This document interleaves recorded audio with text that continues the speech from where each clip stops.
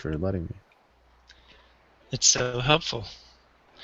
All right, we are back. Last week we were in Nashville having an amazing time hanging out and having some incredible conversations at fine dining establishments and other places around the city. But I think we're going to take a break today, kind of switch gears instead of continuing with the Caesar's Messiah topic, which we will revisit at some point in the future. We're going to break away and do something a little bit different. It's going to kind of meander, I think, a bit, but we've been having lots of conversations lately with friends and colleagues and different things, just kind of taking a look at faith, taking a look at science, trying to reconcile these kind of big themes, and starting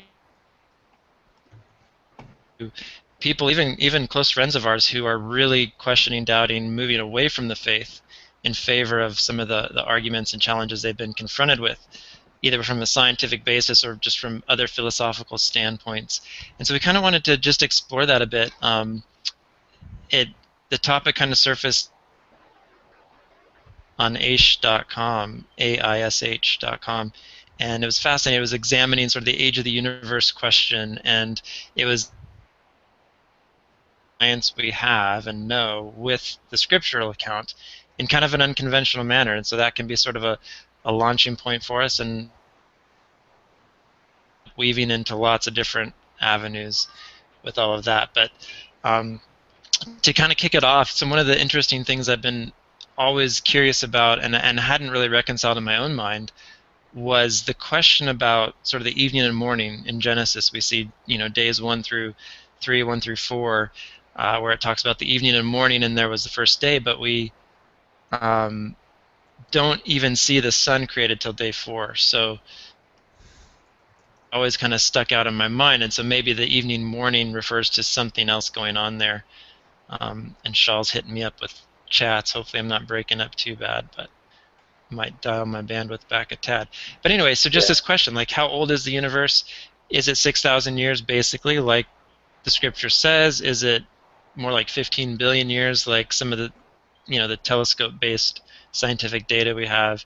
And then, of course, this could go anywhere, right? We've got quantum mechanics, physics, we've got science, which is constantly, reevaluating its own theories and premises, and so I love this stuff. Nice. I was thinking one of the things that we were going to talk about was just kind of where we kind of left off our conversation was what is the core of your foundation, and no matter what, you're essentially having faith in something. Yeah, absolutely. Keep going. All right, I will. I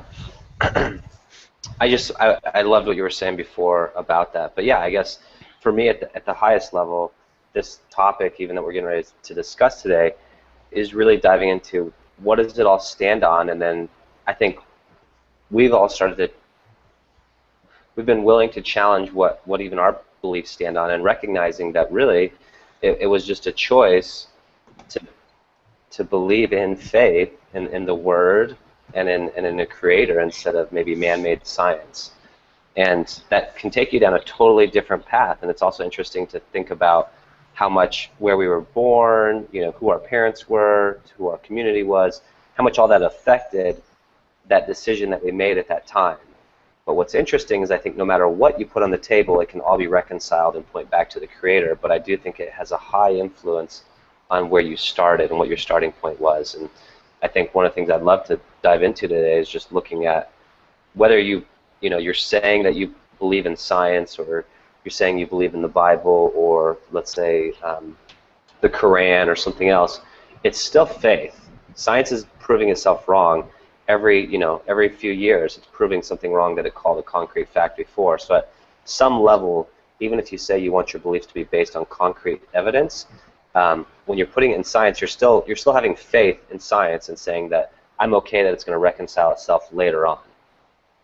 Yeah, I think another interesting facet to draw out of that is the concept that you can also have man-made religion too. And I think the key difference in my mind is, do we have a foundation, and by foundation I mean, do we have a core truth basis through which we view all of life that is divine in nature, that side of ourselves by a divine being, or do we have a perspective based on something that man has invented or attempted to describe?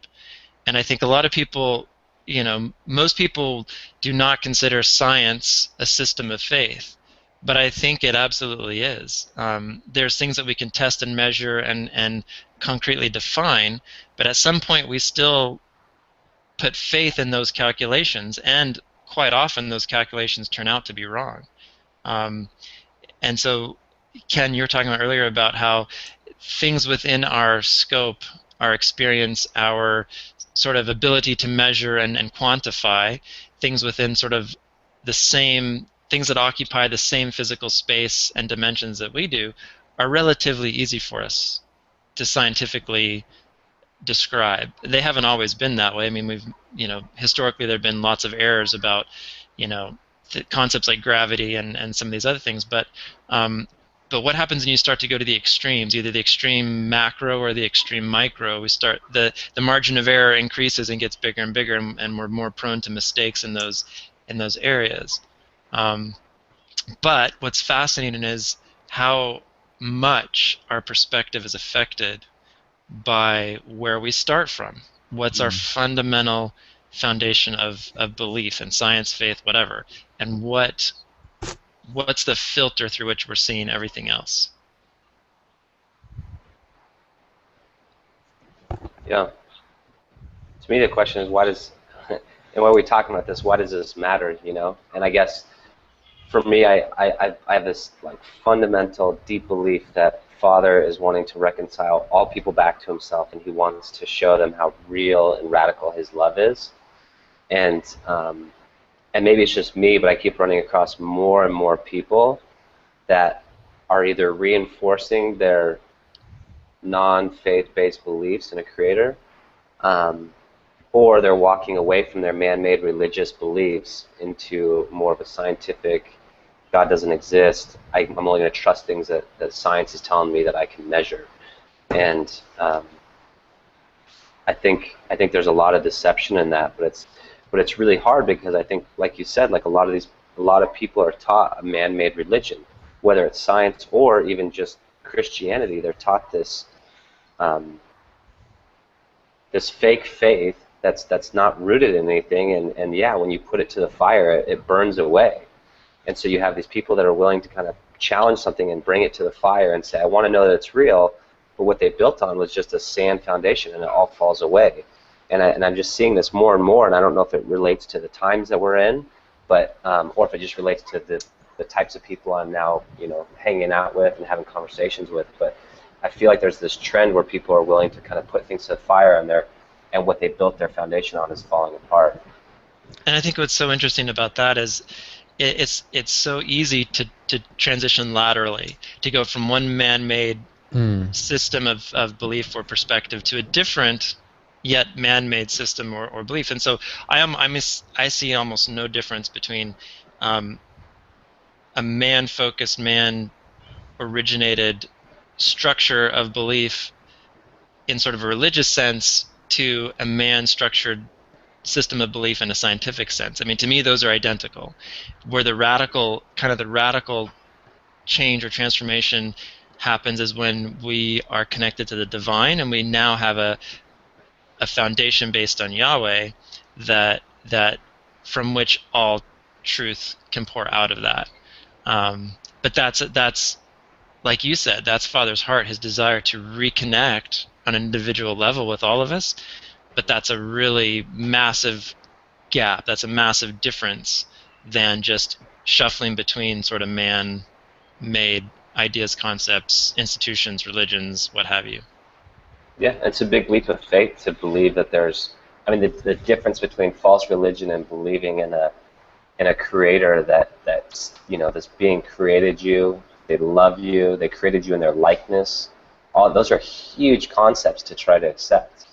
That's a big pill to try to swallow, and I think it does take to some extent, it does take a lot of faith. What's at the core of that? Like, I've got an idea, but I think the core of it is how we react as individuals to the concept of authority, Yeah, really. You know, right. do we as humans want to be that final authority? Do we want to say, hey, we've defined this scientifically, we are the authority on what is truth? Or are we willing to relinquish in humility and say, wait a minute, there is an authority outside of us that defines reality? hmm I think authority is a huge thing, and I wanted to even take a step back where we started this conversation and saying, where does our root come from, and recognizing that we have to have faith in something, whatever we're believing in. And 2 weeks ago, you said something that really stood out to me, and you said, but there's something in us, something that recognizes that there's something eternal. And I think that's one of the first keys. Because if there's Mm-hmm. not anything eternal, then all this stuff, yeah, it is fake and it doesn't really matter. And honestly, if you're going to go to the scientific approach, then all we have is this life, and so make the most of it that we can. But if, as an individual, you recognize that there's something eternal to you, something that says there's got to be more to my life and my soul, my being, than just this, right? And you recognize there's something after. Um, well, then you can start looking through, looking to build your foundation on something, and you're gonna take a leap of faith in that. But I think a lot of it starts there. If you truly believe there's nothing after this, then I I feel like, and if you grew up in a non-Judo-Christian society, it'd be hard to even think about a God if you just thought your life was this was it. What's going on in your brain, Shaw? Like, how how does someone without that foundation or without that cultural experience or without that background, I mean, like, how what defines you and your faith? What I mean, at what point, you know, that's a fascinating question to me because how do we each decide, well, this is going to be our foundation, this is our entire perspective? And obviously, we inherited something from our parents, Mm. our grandparents, those around us. Um, but everybody does, and so it's such an interesting thing, you know? Yeah, I don't know. Like, I've actually been thinking about this a lot lately, like because of exactly what you said. We're meeting, and I know a lot of people who are like, challenging their faith, and lots of me says, and I still believe this. Like, I think it's a really good thing that people are challenging it, but like with that lateral shift, it's interesting how like they'll challenge one side and like but then not give an equal challenge to the side they end up on or go to or move Mm, towards and stuff. But to answer what you're saying, like how did I come to that place? Like I don't know. Like I often wonder like if I didn't grow up in the home that I did. I had amazing Christian parents. Did I mean like all the right things and trying to make sure I knew the Lord, and like they were trying to be good examples of what it meant to love one another and love us kids, my sister and I was surrounded by that not only in my family but like my parents' friends they were all in like similar places, and I watched my friends' parents like uh, act and love on us like in similar fashions, share the same information, like all that. But then I back up and I think, okay, like what if I grew up in a totally different thing where my parents didn't believe that? Like how much of a bend would that like put on me? And like my socialization, and like would I have still gotten to the place I am today? Like I'd probably be a little different, like, but would I still believe? And like I don't know really, and then like I look at the people I know, and I've seen both sides of the spectrum where they had nothing to do with God like their whole lives until their 20s maybe, and like they're phenomenal. And then I've seen the other where they grew up in Christian homes and they turn out phenomenal, and they grew up in Christian homes and they turned out to be just huge turds, like. So yeah. I it's really weird because I have nothing to measure it against. Like I don't know what it is. Like, and so that makes me like think, yeah, there's something going on that we don't see and we can't really measure and stuff. And then as I've gone through my life, like like we're talking about that faith point, like what is your barometer or whatever? What's your measuring stick? And like, I think my measuring stick definitely came from initially where and how I grew up, but then things started to happen to me or the people around me like on an experiential level, and like I have no way of explaining those experiences outside of Father being involved in those things. And some people just say, well, that's just chance or luck or whatever, and it's just like, but it just can't be like in my brain, and maybe I'm not giving it a fair evaluation. No, But that's cool, because I think what you're describing is like it's almost like the data. The data suggests that it's not a function of environment. I mean, there are environmental influences, absolutely, but mhm, I've seen the same thing. I've seen, people that, given a certain environment, you would expect them to be a certain way, and they're not. They're opposite for whatever mhm, reason that is, and obviously, I think we attribute that to the hand of God in their lives, whether for redemptive purposes, or if they've made decisions to reject His influence or call on their life or whatever it is. Um, but I think, yeah, if you took everybody given certain environments, like I think we would be surprised if we had just complete data on cause and effect in individual lives, and I think we could not explain those outcomes scientifically or from a purely environmental yeah. standpoint. So that's really interesting. Well, and like I had a thought,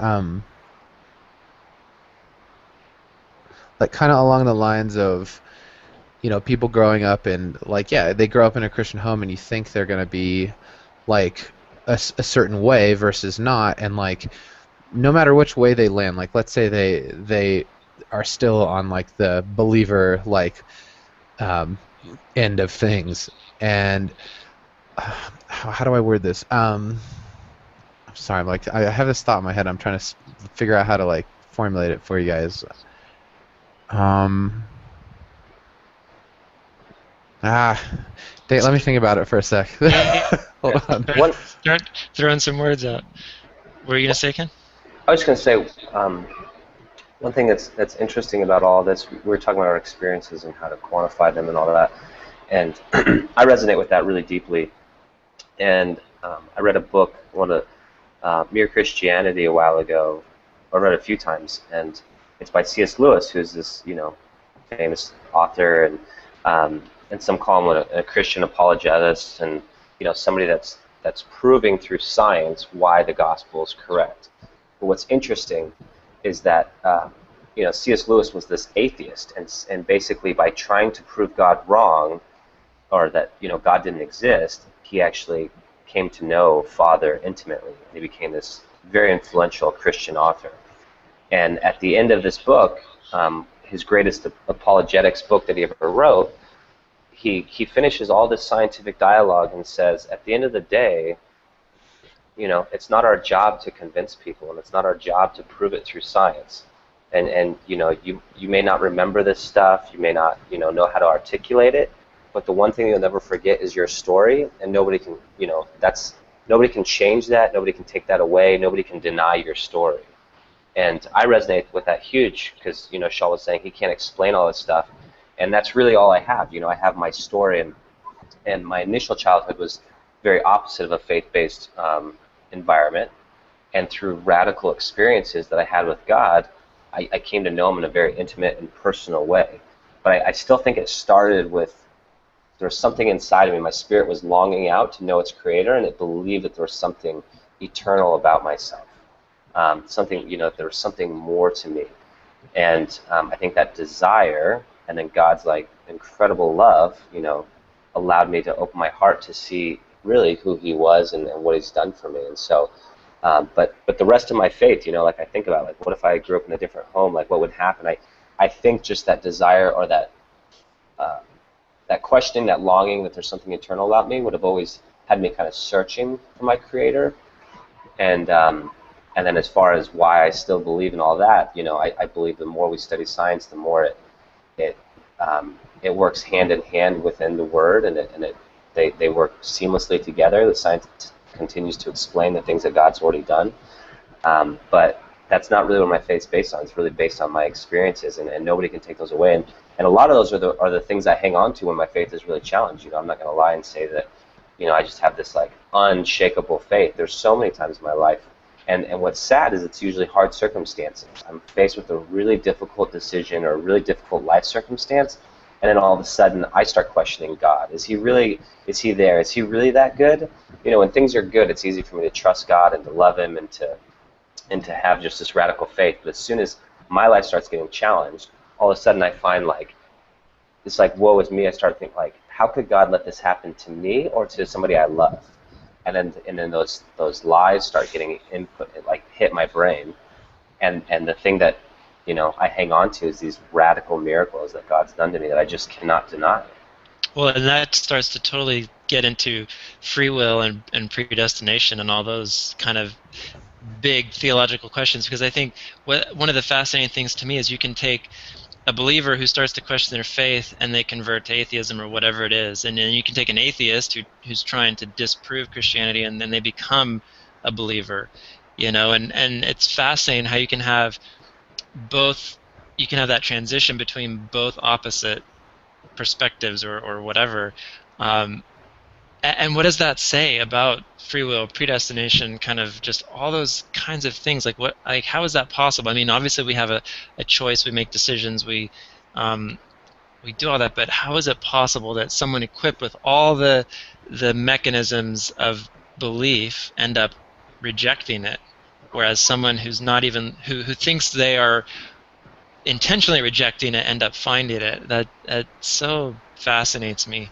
Yeah, that's really interesting because you like so many times like, I think I believe something or I have a handle on something, and then like when I stop, like back up and really evaluate it, like it was totally just because I either trusted the source or everybody was doing it or whatever, and like I realized, wow, like that is a ridiculous thing for me to be like really I didn't really think that, like I thought it, and like then you get like I almost get into this cycle of like confusion of like what I just get confused. I'm like, man, like I don't actually really believe that. That is really crazy.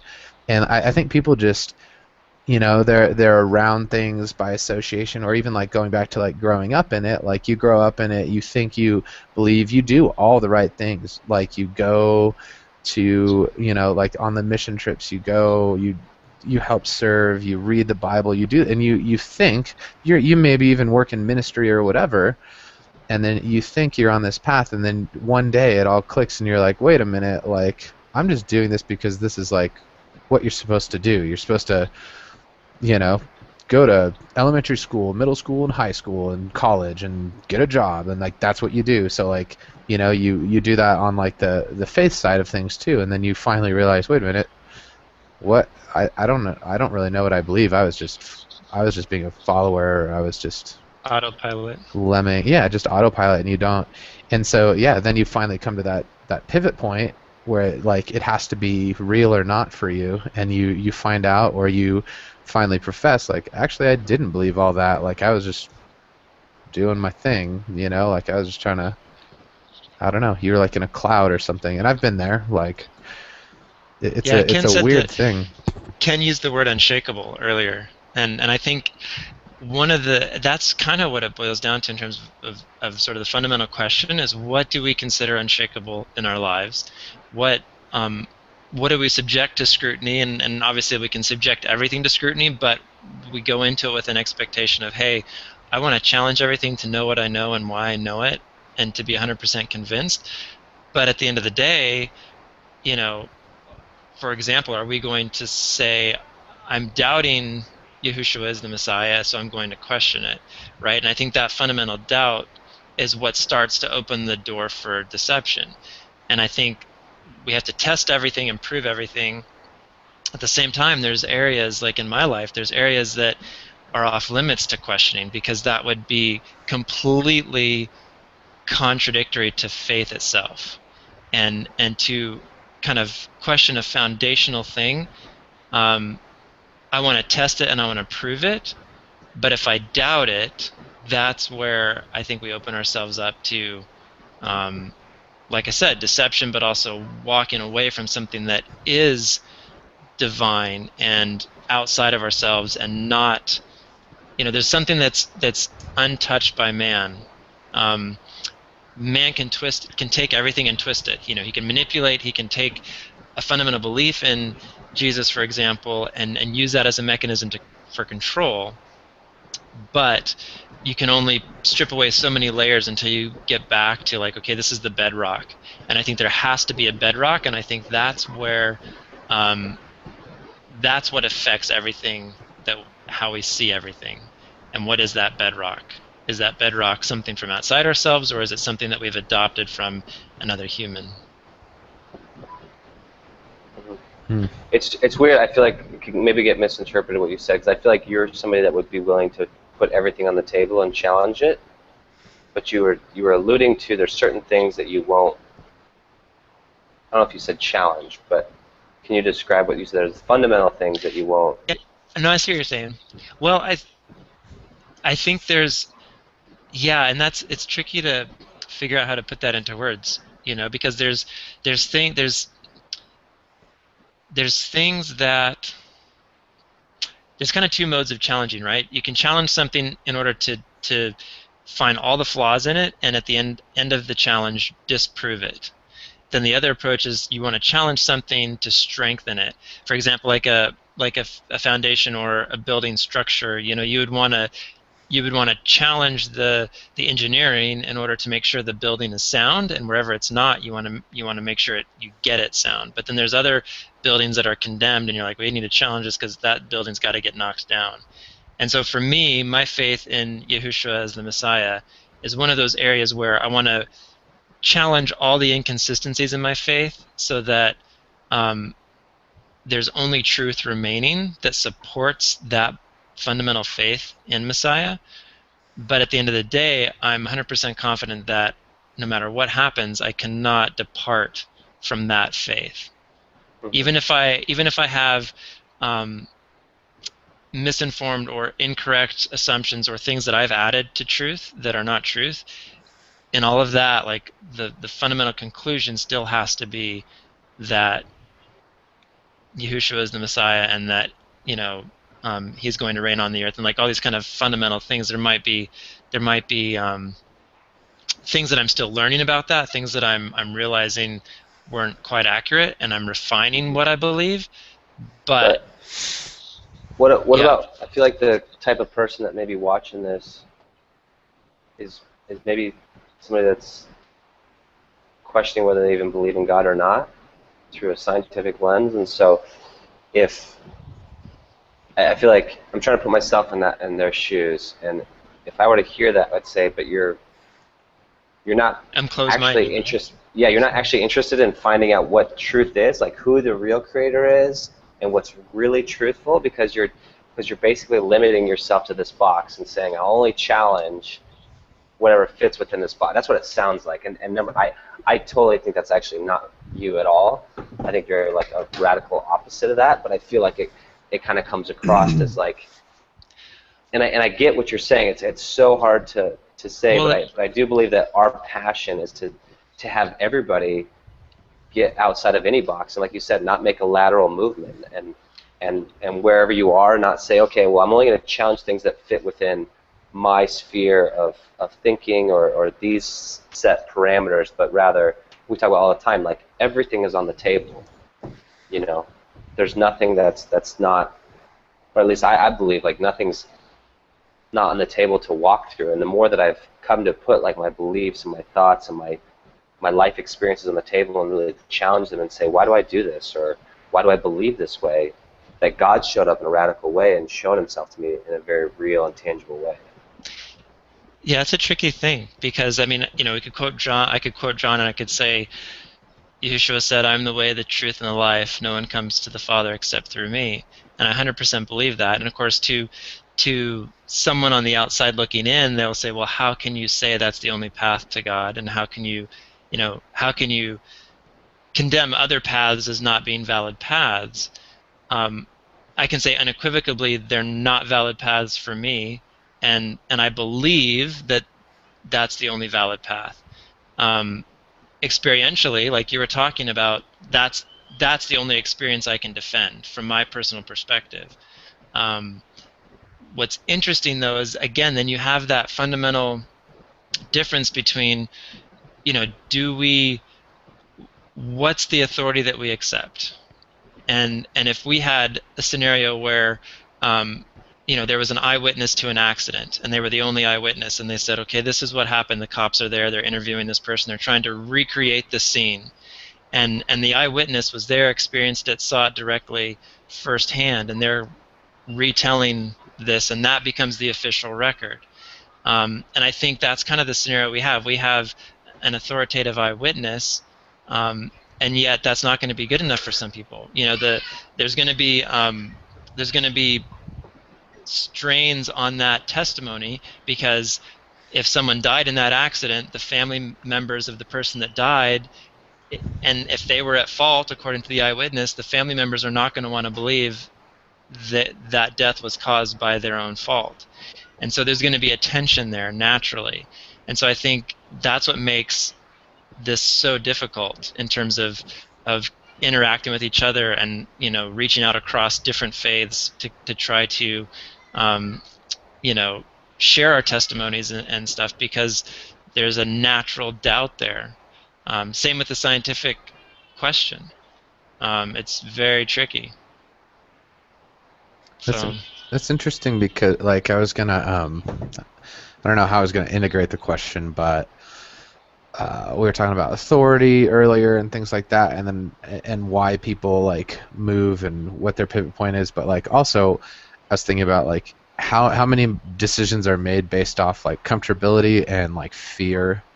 And like with your accident analogy, like if one of my family members like died in the accident or whatever, and it was their fault, like I'd be I don't know, there's like fear in there, in that like you don't want that to be true. You don't want to think like what that means for you, and like what your perception of the person was, or whatever. Like if they did something crazy and it was totally their fault or whatever, you're like fearful that what you thought or knew is not true. And I don't know what I'm getting at, but like I definitely think fear plays a role in it as well, like what you're willing to put on the table and what you're not, and then or how much you're willing to dig, or what you're willing to ask. I think it's interesting that some people, like, they'll take that set of criteria, put it against like the Bible or whatever,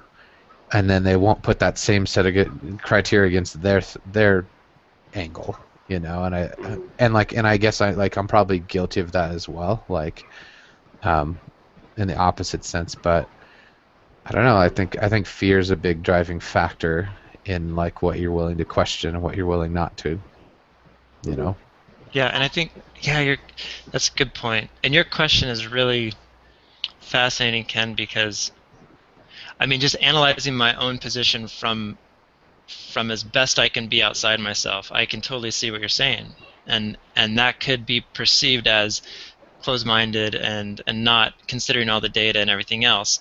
I think if you boil that down to kind of the scientific analogy, where it's the same kind of thing, like with this article on Aish.com, where, and I think this happens all the time in the academic world, you look at the Bible from a surface level and you say, well, it records 6,000 years of human history, therefore it has to be false because we observe these other things, without really trying to reconcile those.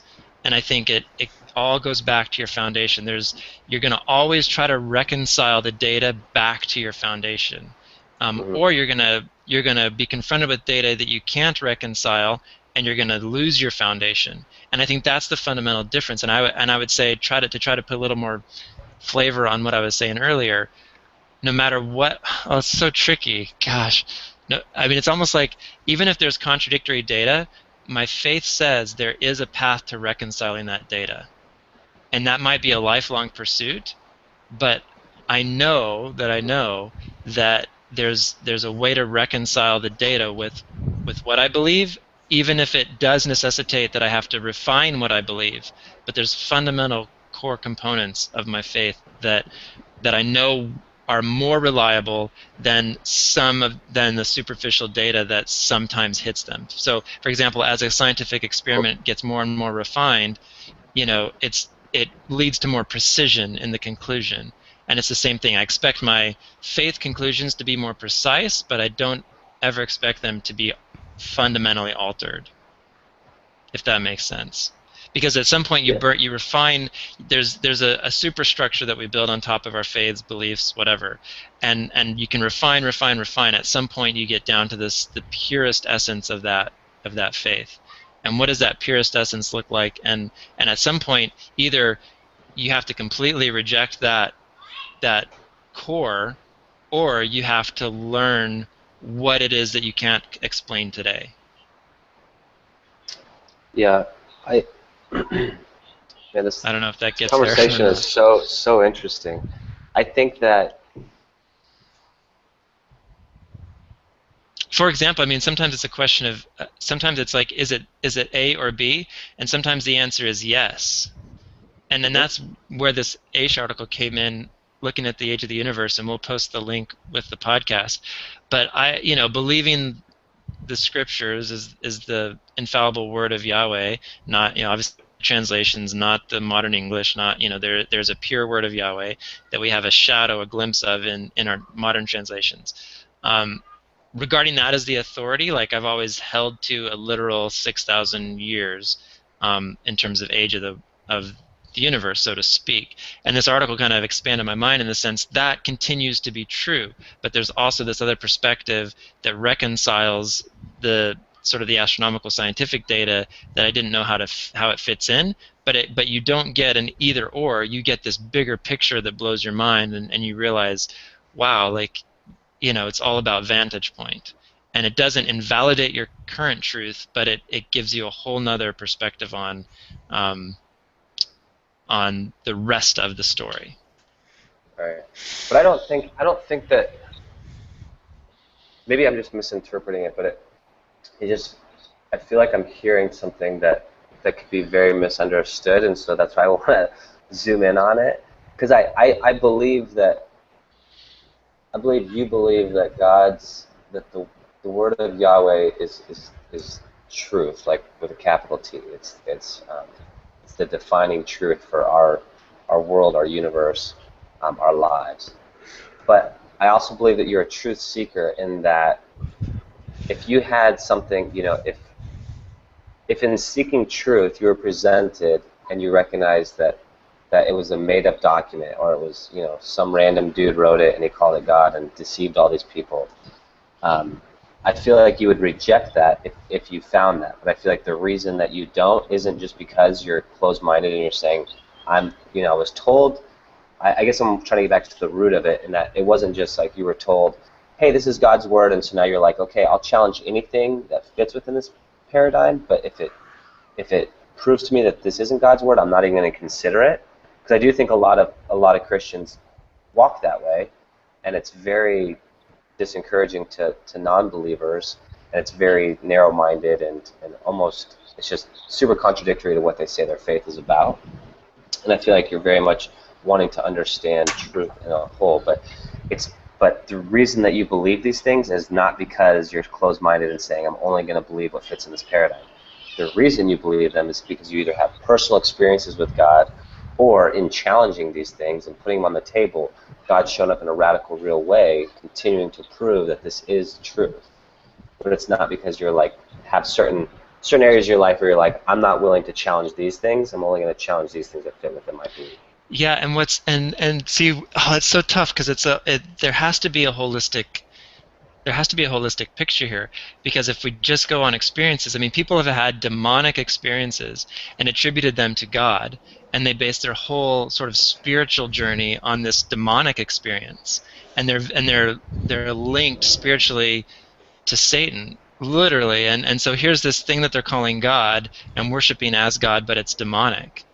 And so it's such a bizarre thing, and I think that my quest and our quest, I think one of the reasons we all love these conversations and connect so deeply is because we consider our quest to be about validating and either proving or disproving what is or isn't Yahweh, our creator. And a lot of things that we've been taught, we're discovering we at one point thought they were him, but they're not him. And so, yes, in that sense, we, in our quest to know him, not a system of belief about him, in our quest to know him, as we learn the things that are not from him or of him or spoken by him, then yeah, absolutely we refine and we walk away from those things. But that's different than walking away from him. But what about the core of it all? Like, if I was a Buddhist, in my entire life, like, I would have a lot of bad Buddhist teachings, a lot of good Buddhist teachings, and I could take my entire life pursuing knowing Buddha and and purifying myself of all these false beliefs about Buddha. But Andrew just went black. I don't know. I'm assuming you're still there. I think I am. Yep, I see it. Okay. Anyways, what I was saying is that if I chose to just put, let's say I grew up in a Buddhist home and I believe that, and then I took my entire life and I said, I'm going to do everything I can to reconcile my beliefs to Buddha and find the ultimate truths from Buddha, and I'm willing to put all my Buddha beliefs on the table, and anything that doesn't reconcile with his truth, I'll push off the side. That's like the secondary step, but this first step is even like why Yahweh over Buddha or paganism or atheism or all this stuff, right? I feel like that's I guess that's where I'm trying to get to, and I believe that I believe there's really good answers in here, but I don't want to prompt you to them, but I think that. Well, if you have the good answers, bro, you should be throwing them out. Yeah. What do you think? I'm saying for your life. I mean, to me, it is holistic, but it's not. It's because there's something in my spirit, right? Something inside of me that says that I have a creator that was made in his likeness, right? There are my personal experiences. Right, but a Buddhist could have personal experiences with that in that context of his creator and everything else, right?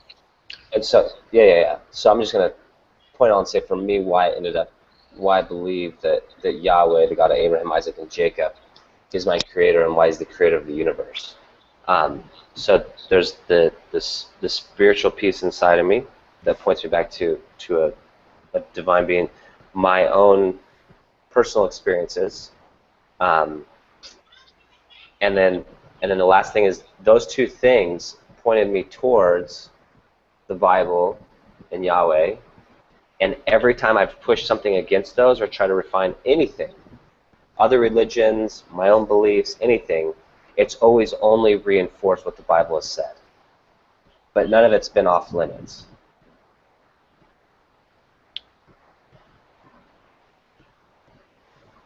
Yeah.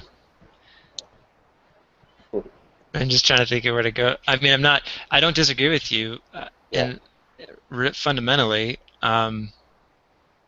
It's a tricky thing. I'm just trying to think how to share our life experiences in a way because that's all we can do. Just our journey, share our journey, because we're not, our goal is not to convince somebody of something, but to share our journey. And I think for instance, your approach, Andrew, I think your approach to life is a very solid approach in discovering truth. But I think it's a lot deeper than maybe what I'm hearing in this particular podcast of.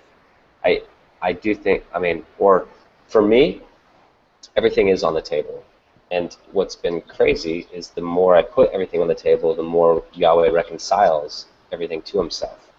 And he starts taking off, as you talked about refinement, he's taking off these things that were false beliefs I had or lies that I bought into. Or, but he's continuing to reconcile himself to me through his word, or his word is verified through all of this for me. But I don't wake up and approach my day of, I'm only going to believe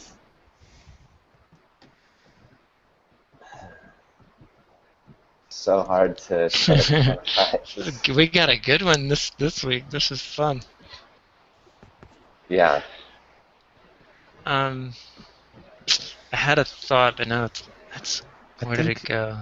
Go ahead, Shaw. I think like man, that's such a like it's such a good question, and like I'm trying to think like how I'd answer that. Like why Yahweh for me? Why did I land where I landed? And it's a lot of that same stuff, right? Like it's I have this something the idea of something there's something more like I was created. I just feel that like and there's more to life than just you know wham bam that's it. Like there's something there. There's my experiences, and then like whether that's growing up or like miraculous stuff that I've seen or experiences, like all that. But I don't know if I can back up and pinpoint like, oh, this is why, blah, blah, blah.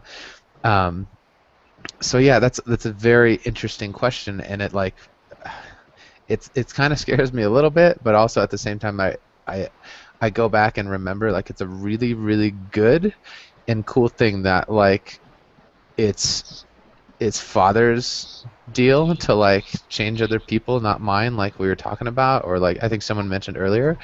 And when I look at even other people in my life, like I've met a variety of different people who believe different things, and I think one of the consistent things that I see is like when I look at people who I want my kids to be like, or I want to be like, not like out of like selfishness or whatever. It's just like that is like a good man. That is a good woman. That's like I want to be that type of person. Like it's interesting how they all have like the same like common denominator, and that's father. And so I don't know. Like you see people's fruit, and you see like all that, and I guess you can tie that in just the experiential like stuff, but and maybe I don't know any Buddhists What? or whatever. Maybe there's some great. I'm sure there is great Buddhists or whatever. Yeah. I don't Like know. I feel like to me it all points back to love. It's like a deep love story. It's and like that's the thing that changed me. Mm, And it was experiencing like the love like that Yahweh had for me through Yahushua, and that Yahushua loved me enough that he would die for me in my place. And it wasn't just a belief, and it wasn't words on a page, but I physically, tangibly felt his love, and I felt the love through like in the world, and I've seen it in other people, and I've seen that common denominator. mm, But it is very real, and that's the only thing that changed my life, honestly.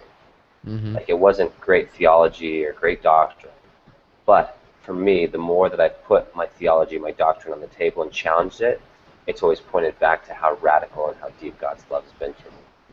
And I'm willing to put everything on the table, but it continues to reinforce His love story for me. I don't mm-hmm, I don't know, and it's what I see in the world, what I see through other people, um, when I see their lives being changed or them changing me. mm-hmm, Yeah, I think, and we're sort of tugging at opposite ends of the same rope in a sense, and we do this a lot even in the business context, where we sort of, just by virtue of taking a position, we kind of pull harder the opposite direction, just kind of to explore it a little bit more thoroughly. But I think, for example, like there's so many thoughts colliding in my brain all at the same time. I'm trying to. I need a traffic cop to say, okay, you go first, you go next, you go next. One of the things that's interesting, if like a lot of arguments I've heard from an outsider, quote unquote outsider, that's so divisional, but looking in at, let's just say, Christianity for the extreme case. And you could say, scripture or whatever for sort of a milder case without all the sort of doctrinal overtones. But from an outside perspective, one of the criticisms commonly is, what kind of God would kill their own son, and there's this sort of this logic thing that happens where Yahweh is seen as brutal and judgmental and like all these negative aspects, and then Ken, you're talking about the love aspect, and that is very difficult for anyone without a relationship with him to understand. And so I think there's this gap. You can observe someone's actions as a third party, as a remote observer, and you can read into those actions all kinds of things that are not based on the reality of their motives, of their heart, of their things. All you're observing is sort of the actions, or even worse than that, how the actions are portrayed. And so if somebody comes to you and says, hey, this person did such and such, and they did it because of such and such, you're going to believe all kinds of stuff about this person that you don't even know. And that's the whole gossip, that's the whole crazy danger of gossip, right? And so essentially, in my view, we have this universe of gossip about the Creator, about His Son, about Yahweh, about His people, Israel, and about all these things. We have a world full of gossip about that. And we have a lot of people who truly know Him and know who He is, and know somewhat of why those things are the way they are. But the more I learn, the more I realize, like, I know almost nothing, like just absolutely nothing. And so that keeps me in a state of humility to the extent where I put almost everything on the table. But when you say everything's on the table, like if we bring it into the concrete, physical, tangible, I would not look at my hand and say, I do not have a hand. Like, it's not up for debate about whether I have a hand or not, because I know it with every core of my being that I can touch this, I can use it. I know I have a hand. So no number of scholars or scientists or theologians or philosophers are going to come tell me I do not have a hand. And so for me, that's how my faith is. I know so concretely, so tangibly, not just because of my experience, although that does factor in, but I know it as well as I know that I have a hand. I know that I have a Redeemer, a Messiah, and a Creator, and I know that there's a Father and a Son, and I know that they have a Spirit, and I know that He teaches all truth. And for me, that will never be on the table, because that defines who I am. Well, I think that's the key, is that it's that real and tangible to you. But if you woke up, it is funny. We do this at work a lot, but it's good. We do. It's good. It creates really good things. It helps us to come to like good solutions. Anyways, if you woke up tomorrow morning in the hospital, and so right now you're in Canada, but let's say you woke up in a hospital in Denver, and they're like, hey, you've been in a coma for 20 years, and all this stuff, and you woke up and you were this handless wonder, right? You're like the greatest programmer that ever lived and had no hands. You would probably believe that you had no hands, right? So it's not that you're willing to not put it on the table, is what I'm trying to get to. It's that it is on the table and it's real and it's there, and so you keep looking and saying, yes, like this is what I believe, because it's real. It's not because you're unwilling to put it on the table or unchallenge it. Or if it wasn't, you wouldn't believe it, right? Yeah, it's been on the table. It's been on the table before, and like you prove it, and nothing that's come along has there's been no good reason to put it on the table again. It's not like it's, like you said about Spirit and Father and all those things. The reason you believe those things is because you believe the Bible is true, right? So if tomorrow there was some crazy solid piece of information that that you learned the Bible is not true, it's in fact made up, it's not that those things aren't on the table, it's just there's no good reason to put them on the table. Well, there's a bunch of quote unquote scholars saying that very thing, right? Right. That it was fabricated and everything else. Yeah, and so far none of the arguments that have been put forth have made you question that they are correct, right. And your maybe information, but it's not because you're not putting it on the table. Well, maybe it's the Bible's a great example, right? Maybe we're defining that. Maybe we're defining on the table differently. You know what I mean? Because even as you were saying that whole thing about your hand, and I know this may be cheesy, but I was like, oh, dude, the Matrix, what if, Yeah, and again, to your point, Ken, Yeah, absolutely, Shaw. I was thinking that too. And to your point, Ken, well, absolutely. The part of like the questioning path has led me to discover that there's a lot of problems with the Bible. It doesn't mean that the word of Yah is non-existent and faulty. It just means that it's been tampered with for sure. And we wouldn't discover that if we didn't say, well, is the Bible the word of God? And I see what you're saying, where there's a lot of people that wouldn't even go that far to question it. Hmm. And so if I guess if that's your definition of on the table, then absolutely. Like, um, but then But I don't think you're closed-minded. Like, let's say, like these scholars, when they come out, like Caesar's Messiah is a great example, right? And maybe your approach is different than mine, but I went into that saying, okay, I really, I know I have predispositions, but I want to hear this out as openly as I can. And mhm. and I heard it out and I studied it. But the more I studied it, trying to understand where they're coming from, the more holes I found in it, and the more it reinforced what I already believed. But I didn't reject it because it was saying the Bible was made up. Do you know what I mean? Like Yeah, there yeah, wasn't for that sure. first, because so many people live that way, and I Yeah, no, and don't I think agree you with. live that way. Well, no, and And I agree with what you're saying there. yeah, and so that's to me putting everything on the table is being willing to take any challenge, any like, and say I want to know it. But if we just reject it, and I feel like that's where anybody that's walked away from their faith, and a scientist, not anybody, but a lot of people I know that have walked away from their faith in favor of science, it's because they were willing to put their faith on the table, and they challenged it, and through their conclusions, it pulled them away. And they've been told, so many people told them their whole life, like, don't challenge it, don't, like, you can't understand it, don't try and reconcile this stuff. And I think that's a lie, and I think it is a good thing to put it all on the table. And um, I just think it's very unattractive to somebody that's like really well educated and is like trying to find God to hear like it's just no different than man-made religion. Like I believe because I believe, right? But the difference is I don't believe because I believe. I believe because it's that real. It's as real as my hand. And if I woke up and I had no hands, I would believe that I didn't have any hands. But right now, like I can touch my hand, I can feel it, I can use it, right? And when somebody brings something, if somebody brought something to me and they said, "Hey Ken, here's a document that shows that you don't have a hand," I would read it and I would, understand it. And then at the end of that study, I would, you know, if I still had a hand, I'd be like, that's interesting, but it doesn't change just because I still do have a hand. Not, I won't read that because I'm not willing to challenge this idea that I have a hand or not. Right, and so I think, yeah, and I guess the best I can tell, we were definitely defining on the table differently.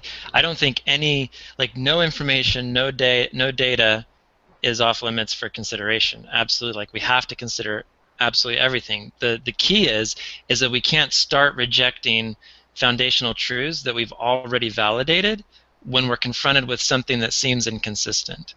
We have to explore that inconsistency, and even if it takes years to reconcile it, I think the mistake that so many people make is they get confronted with one or two details that contradict what they always thought they believed, and so then they say, okay, that's true, and I was mistaken about everything, so I'm going to reject everything, and I'm going to latch onto these one or two details, and I'm going to build a new foundation based on that. When the reality is they just need to reconcile those one or two details and figure out how those need to revise their previous conclusions. Com- But we can be super quick and it happens all the time in the academic world, where it's like, oh, we've got this new data, so now all the old premises that we had previously validated are invalidated, even though that's not always necessary. I Does that make totally agree sense? with. Yep, I absolutely agree with that. And that was like long term. I want to see this conversation go, but I know we're getting close on time. But I want to get to like, where does that questioning then come from?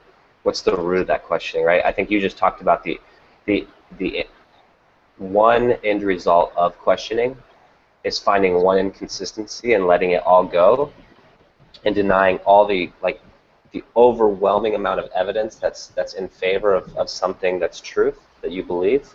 and you find one inconsistency, so you push the whole thing aside. That's one way to do it. But and so to me, that's the conclusion, or one conclusion. The other piece I want to explore, maybe for another topic, was just what brings up those doubts, And for me, being super honest, it was, my doubts usually come when I'm challenged, not when things are good, which is interesting and shows a lot about my character and my just the depth of who I am, right? And I feel like a lot of people, they hit that challenge, like you just said. You said a little bit before, but they can't reconcile things like, how could a loving God do? They have this overwhelming amount of evidence of like real tangible love from God, and then they hit something like, how could God allow me to go through this, or how could he allow this child to go through this, or somebody I care about? And so it brings up a questioning inside of them, and then that can either reinforce that love, or you could have the choice to reject it all with one decision. But that's probably a long topic and something we could talk about in another episode. But yeah, no, that's good. I agree with the last thing that you said, but yeah, this is interesting. I don't think we're going to have a landing point today. We're not. Out of time. Well, I think it's way too big of a topic to land on. Yeah, but I think it is. Oh, go ahead, Shaw. I say, as we wrap up, I also we touched on this. I think even in the last one, maybe I asked a question about it. But how do you know when to question? I think Ken's question is good. Where do those questions creep out of? Where do they come from? This would be cool to talk about. And then two, how do you know when to question? When someone's shoving something at you, saying this, you're wrong. How do you know to take that on? And because obviously you could just be in a continuous black hole of information, because we're that's our society. It's information overload. There's always going to be something. And I think and you touched on, you had a good answer last time, but maybe revisiting that and expanding on that thought would be good. I'll have to go dig it out, but I don't know. I'm going to put that on the list for another episode as well. Yeah, that's good. Okay, well, unresolved and unfinished. Until next time. Yeah, good stuff, guys. Yeah, awesome.